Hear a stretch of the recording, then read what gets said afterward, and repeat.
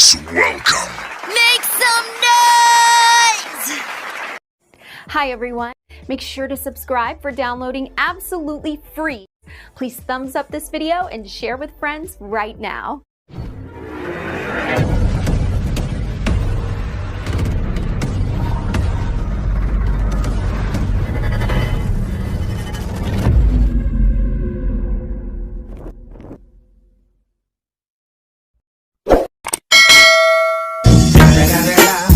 It's the motherfucking Eagle Double G.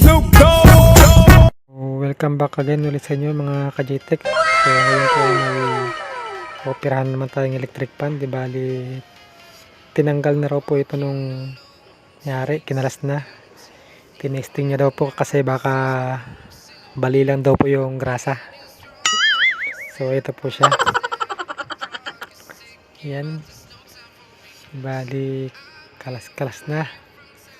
At ang tatak niya po guys ay Eureka.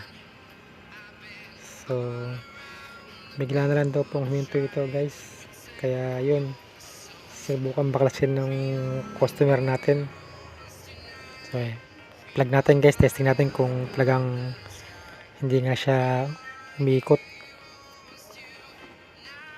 So select natin number 1. Wala nga guys, hindi gumagalaw yung kanyang fan blade.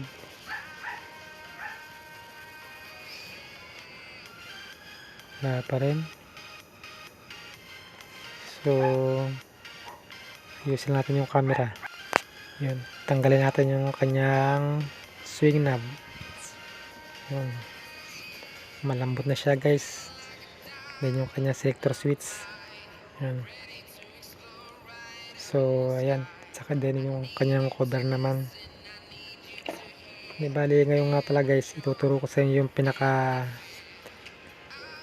pinagbabawal na technique guys, na dalawa lang ang inyong obserban at malalaman nyo na kung ano yung talagang mapipinpoint nyo kung ano yung naging problema ng isang electric fan. Halos lahat guys ganito lang po ang mga common na problema nun. Ayan, bali nakaplug pa rin siya hanggang ngayon guys, diba? Ang gagawin nyo dyan guys ay papakiramdaman nyo itong kanyang motor kung nagbabibrate ba. So ayan, no?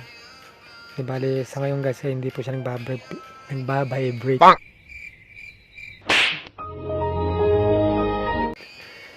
So ibig sabihin guys, ang problema nito ay nasa kanyang motor. Yan, bali hugutin muna natin.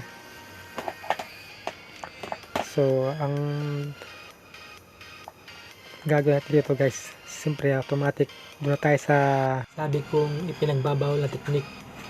Di bali una guys, yung nga sabi ko na pakiramdaman nyo yung motor kapag walang vibrate guys. So ito ang problema niyan. Then kung nagbabibrate naman siya guys, ang isa na posible at talagang siguradong problema guys ay nandito sa dalawang to. Yan guys. So yan lang ang tatandaan nyo guys, yung dalawang yan. Basta kapain nyo lang yung kahit na kailangan guys na kahit na nakabox, para kung takot kayong kapain siya ng nakabukas to kung nagbabibrate o hindi.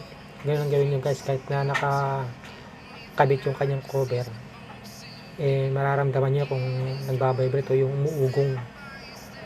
So sa pamamagitan nyo guys, eh madali nyo na matrace kung ano problema ng electric fan nyo para hindi na kayo kung ano-ano ang ginagalaw nyo.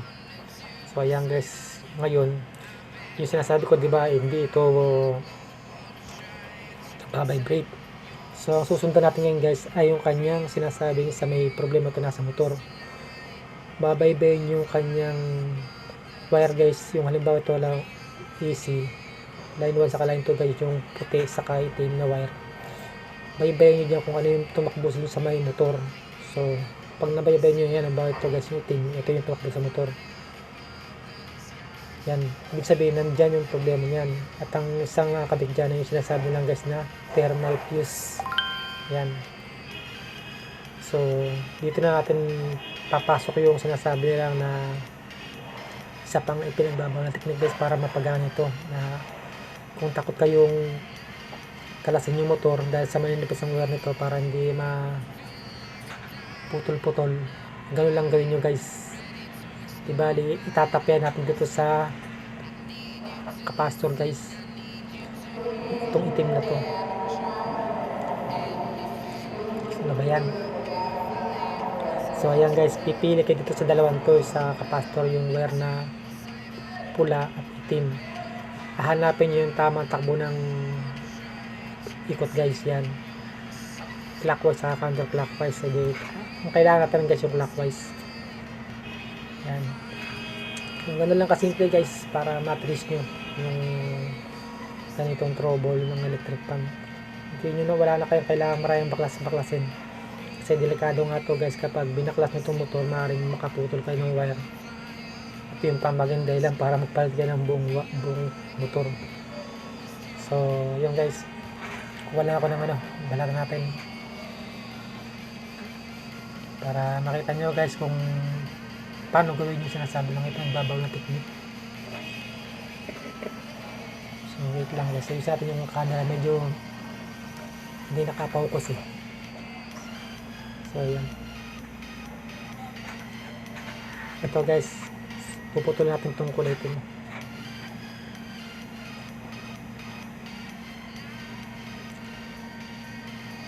Yan, basta i-sure nyo guys na mamaya naka-plug yung inyong saksakan nito. Hugutin nyo muna bago kayo mag-cut. Ayan, ito guys, ngayon ito mga pipitik natin, yung kulay itim dito sa may dalawang wire na nakakabit sa capacitor. At ito yung ating ipang jump guys, kasi maliit na itong wire na kulay itim, hindi na aabot sa capacitor.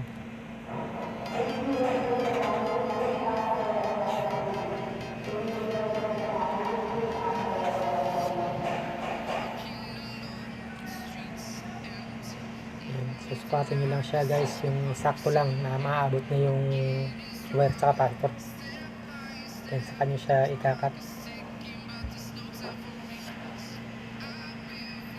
Yun lang kasimple guys, para hindi na kayo magbaklas-baklas ng motor, kasi hassle siya guys, mahirap ng baklasin.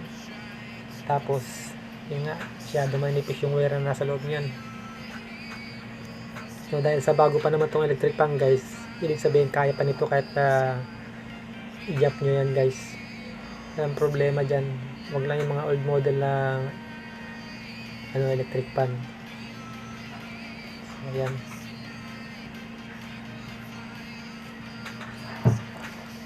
so siya nga pala guys, pasensya na katagalan yung ating paggagawa ng mga video. Gawa nga ng palagi tayong nasasama sa guys, exhibit, car show,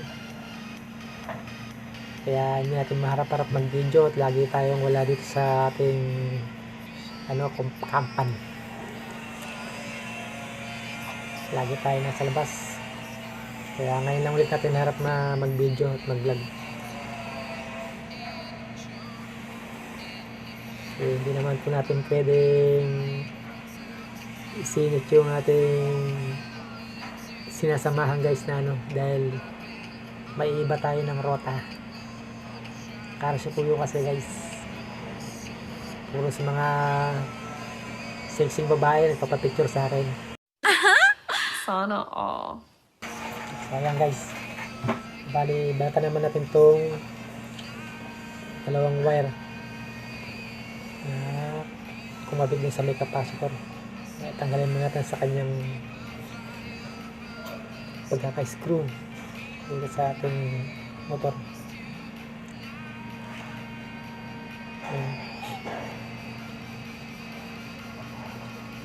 Yan guys, babatan nyo lang to guys, yung dalawang yan. Balat lang para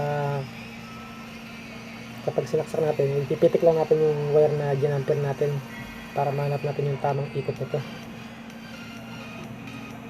Yan. Napakasimple lang ito guys. Kaya simple na medyo delikado. So, yan. Banutan natin itong pinagputulan natin na isang linya.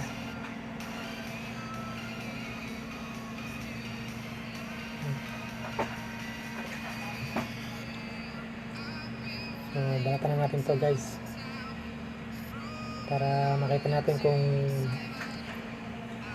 nasa anong tamang ikot. Yan, ito yung ating pambalat guys.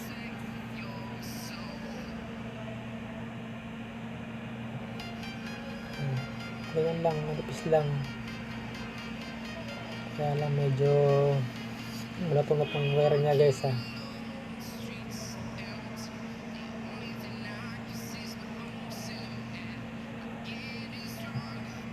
Yung kabila niyan guys, gawin din sa kabila.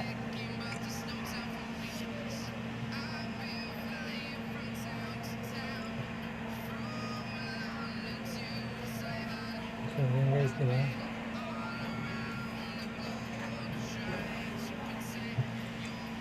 Yan. Masyadong gipit yung kanyang wire guys, maigsi. Hindi na natin siya pwedeng hatakin dahil baka maputol siya doon sa wirings doon sa likod sa mga motor.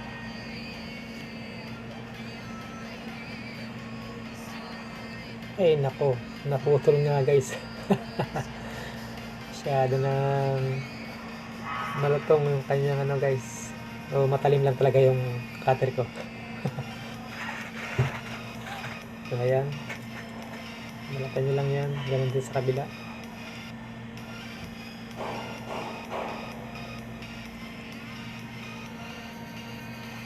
Saan natin dudugtong yan mamaya guys din sa may naputol.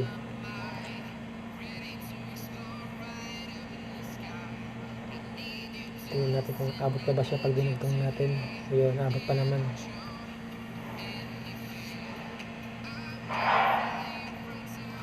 Pasensya na guys at nandito tayo kasi sa loob ng company, may ingay. Kasagsagan ng mga nagpupukpok ng mga chassis. Yan, babalat din natin yan guys.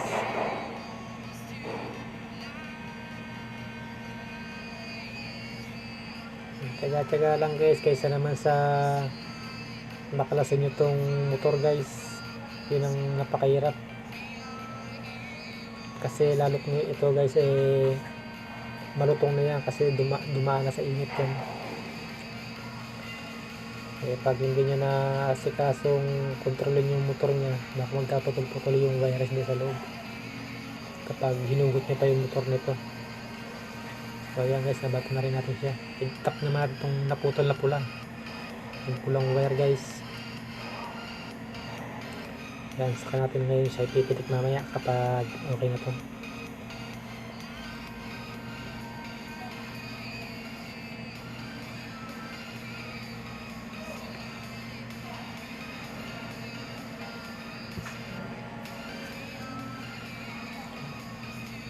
Yan, kabit natin yung kanyang selector knob, yung speed, pan speed. Ayan, i-forma lang natin siya.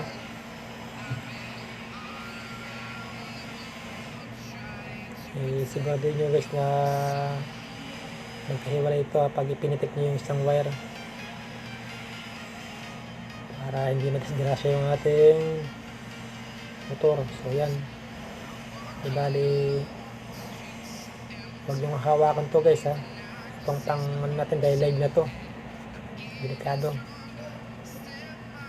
Plug na natin siya. Sigurado mga kuryente pa nito pag nagkataon. Kaya doble ingat guys pag ganito.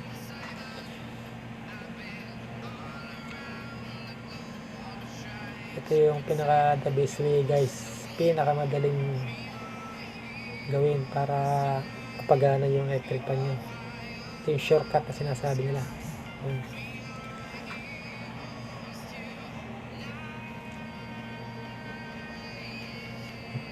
Okay, hiwalay nyo lang to. Then plug na natin guys. So ayan guys, naka-plug na siya, di ba? Ngayon, huwag nyo nga hawakan to guys ha. Nakakatakot. Nakakalipit. So yan ang ipipit natin ngayon guys. Ayan, tutok natin camera. So ngayon natin tong kanyang kulay itim na wire. Whoop. Oh, so diba guys, mandar. Nahuli kagad natin yung tamang ikot niya guys. Yun ang tamang ikot. Yung kabila para makita nyo rin kung paano umiikot ba siya. Yun. Umikot siya guys, pabaligtad nga lang. Kaya ibig sabihin, dito tayo pipitik sa may pula. Diyan natin itatap itong ating ginamper, yung isang linya. Yan, mali yun. Diba dito tayo sa itim. Diba? Yan guys, yan ang pinakatamang ikot. Diba guys, ganun lang siya kadali kapag gawa ng ganitong mga trouble na hindi nagbabibrate ang motor. Ibig sabihin, ang nadali lang sa kanya guys ay yung kanyang thermal fuse. Yan, napakasimple lang guys. Baybayin nyo lang isang wire. Diba? Hugutin mo natin siya. Ito yung ating calendar guys. So malapit nang matapos ang buwan. 2 buwan na lang. So paano guys? So cover ko na muna to para saka ko kayo balikan mamaya kapag na salto ka natin. Kamusta mga mamaws? Tapusin mo ang video na to. Promise, exciting ang kwento ko. Then, pag nagustuhan mo, click mo na lang yung subscribe button. And notification bell na rin. Para updated ka sa mga gagawin kong video. Walang pilitan mag-subscribe. Kung gusto mo lang naman.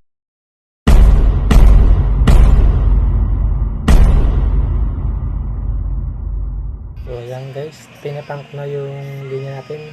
Then itong capacitor naman guys, titipan din natin yan para iwas kuryente o grounding. Kasi delikado yan guys, pag dumikit dito sa may kanyang motor, bakal pa naman yung mga yan. Ito yung ano guys, konting tip lang ako, kahit nakapala nyo na walang problema yun. Then saka natin ibabalik yung kanyang cover. So balikan ko na lang kayo guys mama kapag na set up ko na siya. Madali lang naman yun kahit hindi na natin i-video.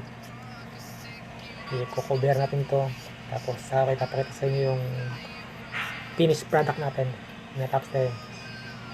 Pero bago yun, kung bago ka pa lang sa ating channel ay mag-subscribe ka na. Dahil sobrang laking tulong na nga yan para sa pag-unlad ng ating channel. At i-click mo na nga din yung notification bell para lagi kang updated sa mga bago nating uploads. So, game! Ayan guys, natin na siya. Assemble lang natin, then pili natin. Pasensya na guys ha. Ganito talaga sa planta namin, masisibag ng mga tao. Pag natin, testing natin to. Ayan, then lagyan natin sa number 1. Pa! Ayan guys, success! Diba? Number 1 pa lang yan guys, pero lakas na, diba? Okay na okay. Number 2 naman tayo.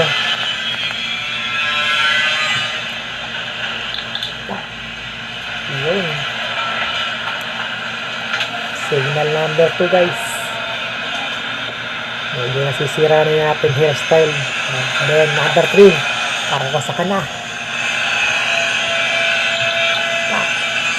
Yun oh. Grabe guys, ang lakas niya guys. Yan, narinig nyo ba guys? Talagang umuhuni guys sa lakas ng kanyang buga ng hangin. So yun guys, ganun na kasimple ang pag-repair ng electric fan. Basta ingat lang din. So mahirap na kuryente guys. Mahirap na bigla. Ngayon guys, oh. Pasubscribe naman ang aking YouTube channel guys. Bulol tayo guys, bulol. Yan. Paano guys? Basta kapag nag-repair kayo guys, ingat-ingat lang. Napakadali lang ganito guys na trouble. O paano, salamat sa panonood nyo. Abangan nyo yung mga susunod ko pang video ha. Ayan mga chong, oh. Nakikita nyo? So may idea na kayo. Ngayon kung hindi pa kayo nakapag-subscribe dito sa channel ko, subscribe na kayo and hit nyo na rin yung notification bell. Kasi marami akong kwento na ikakwento ko pa sa inyo dito sa channel na to. Okay? Sana nag-enjoy kayo and talagang ma-action yung aking naging video today. So, till next time. Ciao!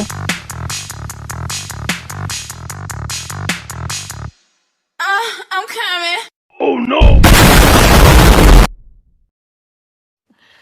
Sana all.